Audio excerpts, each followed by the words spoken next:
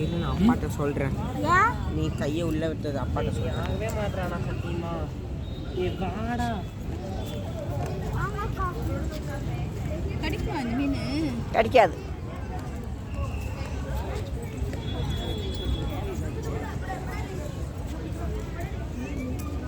பாருங்க, ஒரே கல்லில் இந்த தொட்டி செஞ்சுருக்காங்க. இந்த மீன் தொட்டி. இதில் நிறைய மீன் விட்டுருக்காங்க. குட்டி குட்டி மீனாக நிறையா மிதந்துட்டு இருக்கு. அங்கங்கே ஓடி ஓடி இருக்குது. தாமரை போட்டிருக்காங்க. குட்டி குட்டி மீனாக இருக்குது.